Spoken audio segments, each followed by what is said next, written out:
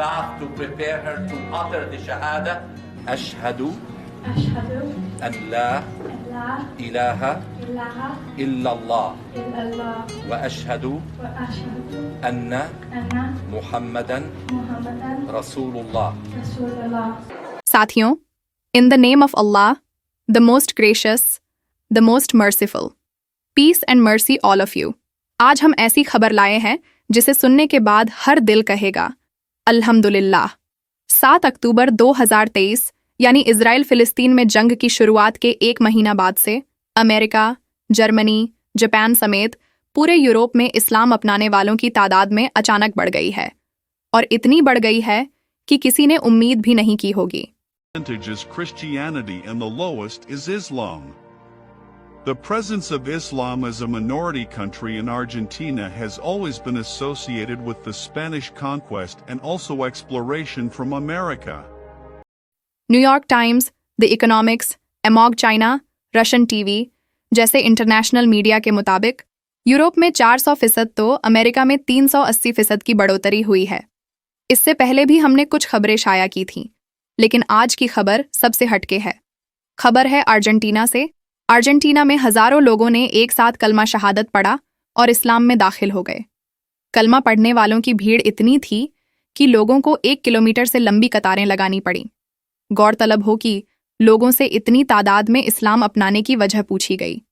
तब उन्होंने बताया कि उन्हें फिलिस्तीनियों ने इतना मुतासिर किया कि वे जिस मजहब में पैदा हुए, जहां उनकी परवरिश हुई, जिन नातेदारों में 20, 30, 50 साल बिताए, वहां उन्हें सब कुछ मिला। लेकिन फिलिस्तीनियों जितना पुख्ता ईमान नहीं मिला, फिलिस्तीनियों जितना यकीन, सब्र, खुददारी, शहादत का जज्बा नहीं मिला जो फिलिस्तीनियों में हमने पिछले 200 दिनों में देखा। हमें नहीं पता था कि सब्र, ईमान, यकीन का नाम इस्लाम है।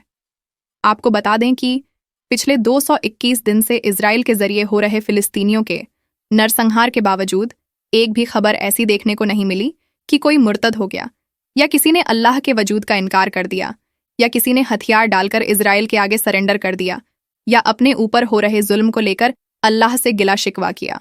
40,000 शहीद और 1.5 लाख घायल और लाखों बेघर होने के बाद भी फिलिस्तीनी मुसलमान अल्लाह से उम्मीद लगाए हुए हैं, न कि अरब मुल्कों से। फिलिस्तीनियों को पता है उनका रब कौन है। यही वजह है कि वो लोग ना अरबों को गरियाते हैं, न अरबों से उम्मीद लगाते हैं। There are so many people curious about Islam that the number of visitors has to be regulated in such a way.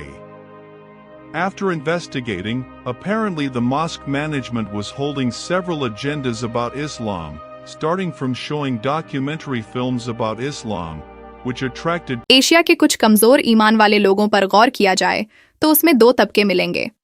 एक दिन रात अरब मुल्कों को घिरियाने वाला और दूसरा 5 लाख मुसलमानों के कातिल ईरान की जय जयकार करने वाला। तीसरा तबका भी है, लेकिन उनकी तादाद बहुत कम है। तीसरे तबके का मानना है अल्लाह के सिवा कोई हिदायत नहीं दे सकता, और अल्लाह जिसे चाहे फिलिस्तीन की मदद को उतारेगा, जिसे चाहे खिलाफ खड़ा कर देगा। यही तबका तादाद में कम है, लेकिन सीधी राह पर है। SD24 न्यूज़ को फाइनेंशियल सपोर्ट करने के लिए उन सभी मान्यवरों का शुक्रिया जिन्होंने छोटे बड़े अमाउंट से सपोर्ट किया और हमेशा करते रहते हैं।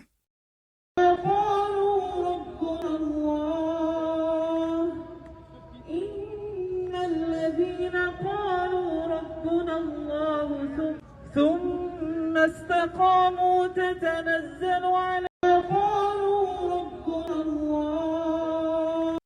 6 मई 2024 को एक अमेरिकी स्टूडेंट ने इस्लाम कबूल कर लिया है। ये अमेरिकी स्टूडेंट प्रो पैलेस्टाइन प्रोटेस्ट्स का हिस्सा था। फिलिस्तीनियों हो रहे जुल्म और फिलिस्तीनियों के सब्र ईमान से मुतासिर होकर इस्लाम कबूल कर लिया है।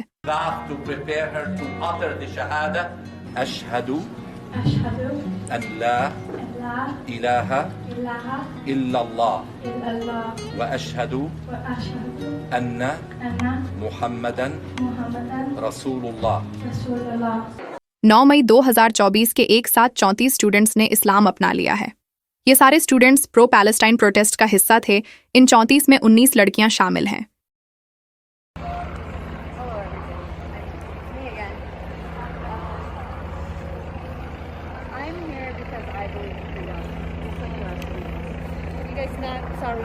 ये वीडियो है अमेरिका से।